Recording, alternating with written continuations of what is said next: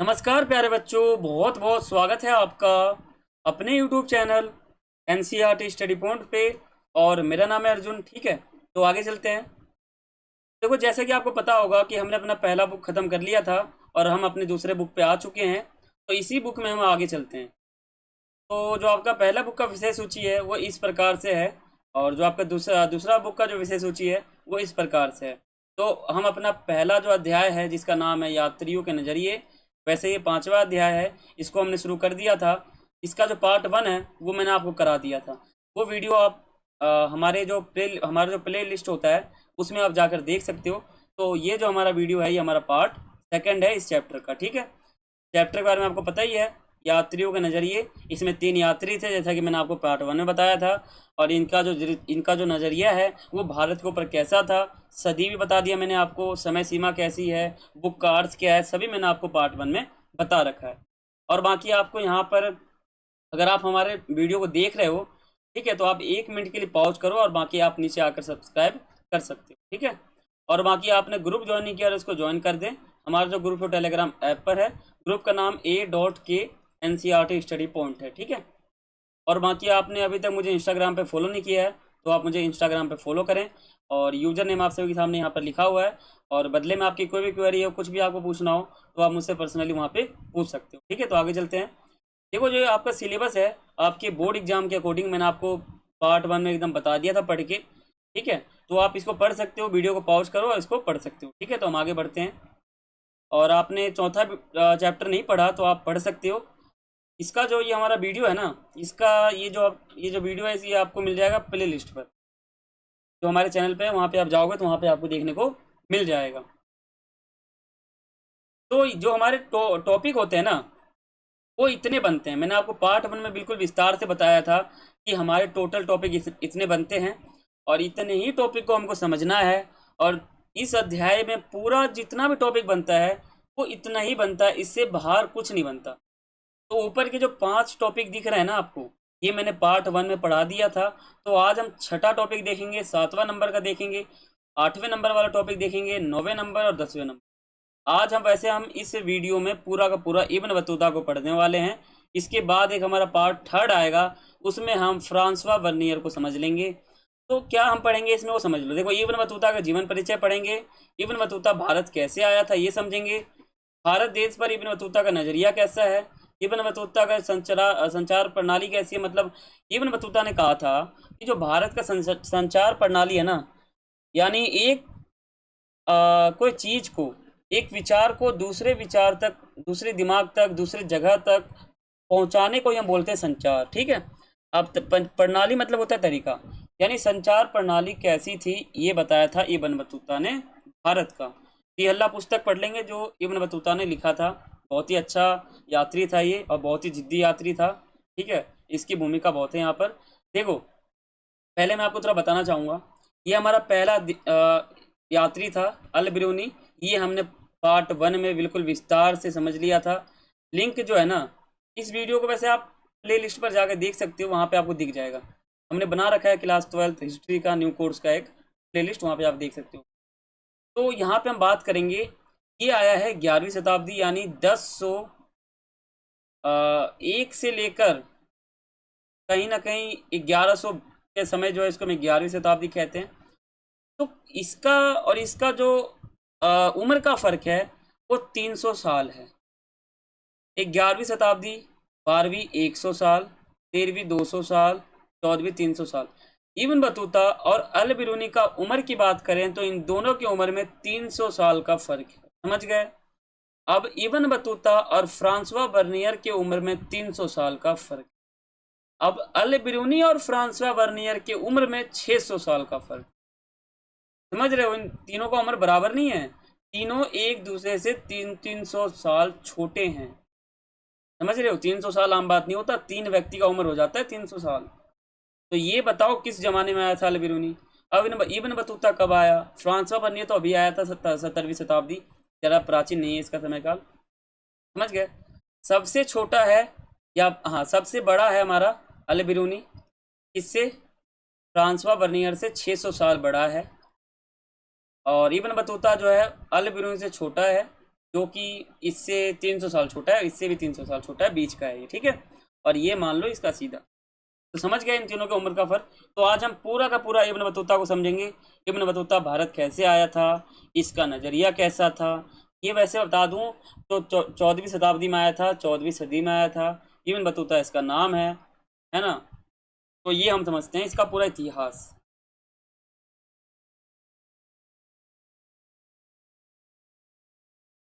देखो, Ibn Battuta का जीवन परिचय, सबसे पहले हम इसको जीवन परिचय जो इसका है ना वो समझते हैं, इम्पोर्टेंट है। देखो, जो इब्न बतूता है इसका जन्म जो है ना मोरक्को के एक तेंजियर नामक गांव है वहां पर हुआ था, ठीक है। मोरक्को में एक तेंजियर नामक जगह है, वहां पर इसका जन्म हुआ था। इसके जो माता पिता है ना उस जगह के बहुत ही प्रसिद्ध व्यक्ति थे। सभी लोग जो है ना, सभी लोग इसके माता पिता का इज्जत करते थे, ठीक है, सम्मान देते थे, ये आप कह सकते हो। और क्योंकि इब्न बतूता के जो माता पिता थे वो सीरिया भाषा के बहुत बड़े अच्छे ज्ञानी थे, ठीक है। सीरिया भाषा की जो है उनको जानकारी बहुत ज़्यादा थी। इब्न बतूता को यात्रा करना बहुत ही पसंद था, ये भी एक प्रमुख कारण बन जाएगा भारत आने का। अब इब्न बतूता जो है इसको यात्रा करना बहुत ही पसंद था, इसको एक स्थान से दूसरे स्थान घूमना, ट्रैवल करना, ठीक है, बहुत ही अच्छा लगता था, इसलिए ये यात्रा एक तरह से करता था, ठीक है। इब्न बतूता को पुस्तक से ज़्यादा उस जगह पर जाकर जानकारी एकत्र करने में अच्छा लगता था। अब कुछ व्यक्ति ऐसे होते हैं, मान लो आप विजयनगर साम्राज्य को समझोगे, हम्पी की खोज समझोगे, तो इब्न बतूता कैसा था ना, कि उदाहरण दे रहा हूँ आपको। इब्न बतूता ऐसा था कि वो हम्पी की खोज कैसे हुई ये नहीं समझेगा, ये सीधा ट्रेन पकड़ेगा और सीधा हम्पी नामक जगह पर जाएगा, वहां पे उसका दृश्य देखेगा, तब समझेगा। इसका मतलब क्या है, ये पुस्तक से ज़्यादा उस जगह पर जाकर जांच पड़ताल कर कर वहाँ के बारे में जानकारी एकत्र करने का बहुत बड़ा इसको रुचि था, ठीक है। इब्न बतूता ने कई जगह यात्रा की थी, बहुत जगह यात्रा इसने किया था। इराक में किया था, फारस में किया था, यमन में, ओमान में, पूर्वी अफ्रीका में, ठीक है। व्यापारियों के साथ बंदरगाहों की यात्रा, सब कुछ इसने किया था। और वैसे मैं आपको बता दूं बहुत ही जिद्दी यात्री था ये, ठीक है। और बहुत ही शक्तिशाली था, इसकी हाइट अच्छी थी, इसका शरीर अच्छा था। ऐसा ये व्यक्ति था जो थके ना कभी भी, ये कभी थकता नहीं था। भले ही आप इससे 1 घंटे काम करवाओ, 2 घंटे करवाओ, या 2 दिन सीधा काम करवा दो, ये थकेगा नहीं। ये इसके अंदर खूबी थी। बहुत ही जिद्दी यात्री था, बहुत ही हट्टा कट्टा था, और बहुत ही प्रमुख था, है ना। अब हम थोड़ा समझते हैं इब्न बतूता भारत कैसे आया था, इसकी प्रक्रिया समझते हैं, इसका पूरा प्रोसेस समझते हैं। देखो, इब्न बतूता भारत आने से पहले कई जगह पर गया था। अब कौन सा जगह था वो, तो आप कहोगे इराक था, फारस था, यमन था, ओमान था, पूर्वी अफ्रीका था, और जो व्यापारी थे, बंदरगाह थे, यहाँ तक ये चला गया था भारत आने से पहले। मध्य एशिया के रास्ते होकर इब्न बतूता सन 1333, 14वीं शताब्दी हो गया ना, 1301 से लेकर 1400 के बीच के समय को हम कहते हैं 14वीं शताब्दी। तो 1333 में ये आया था, इसलिए हम इसको कहते हैं 14वीं शताब्दी। ईसवी में स्थल मार्ग के सिंध पर पहुंच गया सीधा का सीधा ये।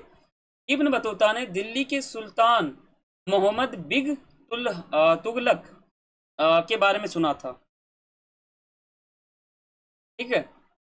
इसके बारे में जो इब्न बतूता है पूरा एकदम डीप सुना था, समझा था, देखा था कि ये जो है व्यक्ति बहुत प्रसिद्ध है। ये जब स्थल मार्ग के जरिए जो है ना सिंध नामक एक जगह है वहां पे पहुंचा, तो वहां पे दिल्ली के एक सुल्तान थे जिनका नाम था मोहम्मद बिग तुगलक, ये व्यक्ति थे। ये व्यक्ति इनको बहुत पसंद थे, तो इन्होंने सोचा कि क्यों ना एक बार इनसे मिला जाए, है ना। इब्न बतूता सुल्तान मोहम्मद बिग तुगलक के बारे में एक बार मतलब उनसे मिलना चाहते थे, बहुत ही इच्छुक थे, बहुत प्रसन्न करने थे, मतलब बहुत ही अच्छे थे वो, ठीक है। इब्न बतूता ने अब दिल्ली की ओर प्रस्थान किया, सोचा क्या मैं दिल्ली भी जाता हूँ एक बार। इब्न बतूता का हुनर देखकर जो सुल्तान मोहम्मद बिग तुगलक है वो दिल्ली का न्यायाधीश इनको घोषित कर दिया। किसको, तो आप कहोगे इब्न बतूता को। इब्न बतूता का दिल्ली इब्न बतूता को जो है ना दिल्ली का न्यायाधीश घोषित कर दिया। अब न्यायाधीश घोषित किया है तो इसके बाद ये जो है इस पद से हट भी जाता है, क्योंकि जो इसका भरोसा है मोहम्मद बिग तुगलक का जो है इब्न बतूता पे जो भरोसा था वो टूट जाता है, इसलिए जो है इसको न्यायाधीश से हटा भी देता है। अब समझते हैं क्यों हटाया। देखो, इब्न बतूता न्यायाधीश के पद पर कई सालों तक रहा, ठीक है। इब्न बतूता ने सुल्तान मोहम्मद बिग तुगलक का विश्वास खो दिया था, इसलिए जो है ना इब्न बतूता को जेल में डाल दिया गया। किसने डाला? तो आप कहोगे दिल्ली के सुल्तान थे जिनका नाम था मोहम्मद बिग तुगलक, इन्होंने जो है डाला था। और फिर बाद में इब्न बतूता को जो है ना और सुल्तान मोहम्मद बिग तुगलक थे, इनके बीच की जो गलत फहमी थी वो दूर हो गई, और अब इब्न बतूता को राजकीय सेवा का जो पुनर्स्थापित था वो करना पड़ा, या फिर दोबारा इनको जो है वहाँ शामिल कर लिया। ठीक है।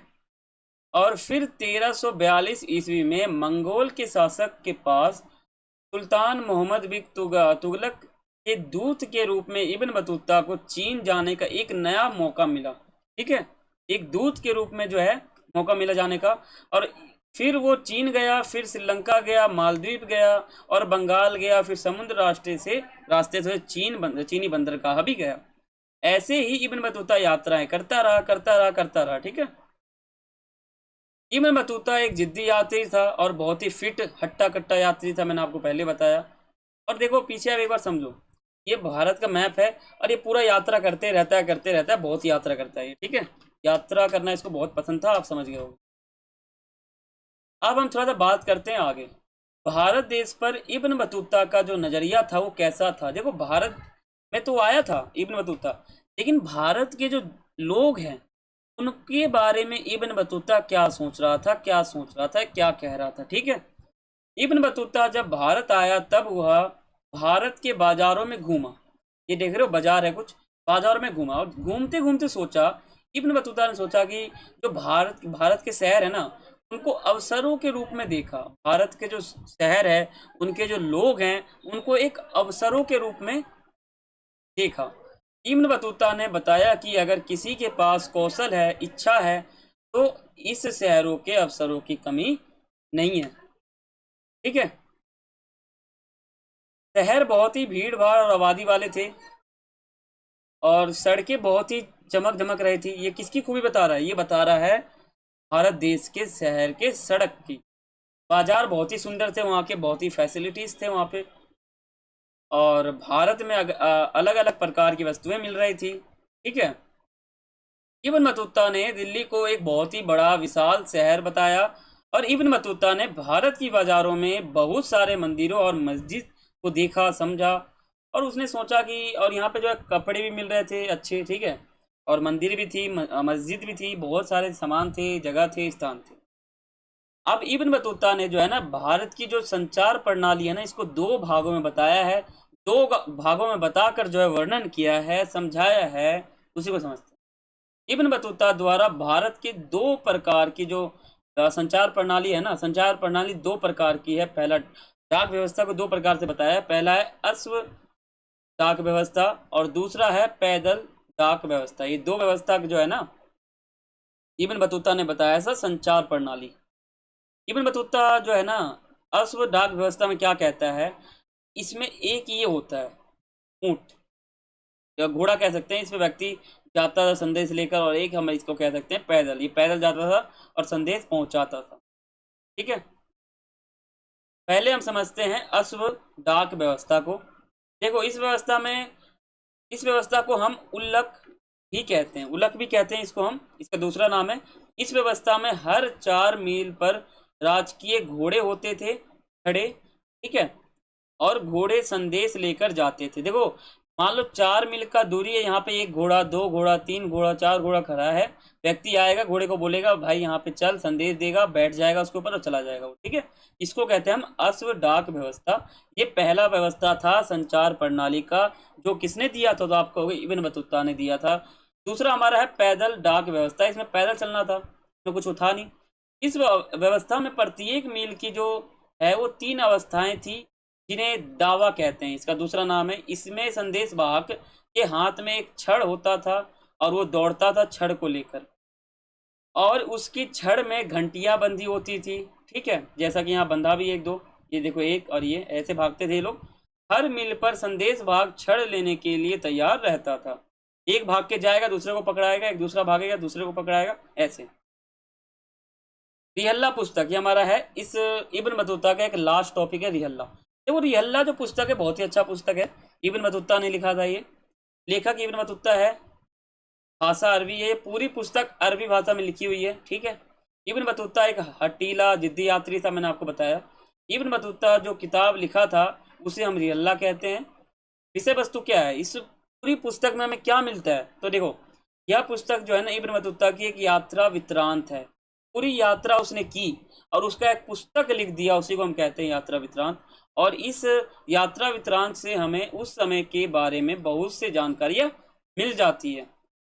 जैसे मान लो संस्कृतियों के बारे में मिल जाएगी, लोगों के बारे में मिल जाएगी, आस्थाओं के बारे में, मान्यताओं के बारे में, पूजा पाठ के बारे में, अनुष्ठान के बारे में, नहाने धोने के बारे में, स्नान के बारे में, इन सभी चीज़ों के बारे में हमें जानकारी मिल जाती है किसमें, रिहल्ला पुस्तक में। ठीक है, तो यहाँ पे जो हमारा पार्ट सेकंड था इस चैप्टर का वो हमारा समाप्त हो जाता है। आशा करता हूँ आपको समझ में आया होगा। और देखो आपको कोई भी परेशानी है तो आप मुझसे सीधा इंस्टाग्राम पे आके पूछ सकते हो।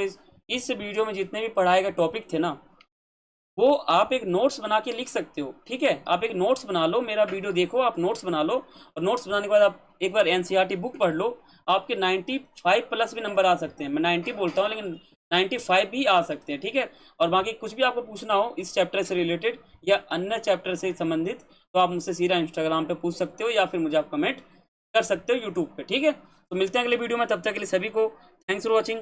जय हिंद, जय भारत।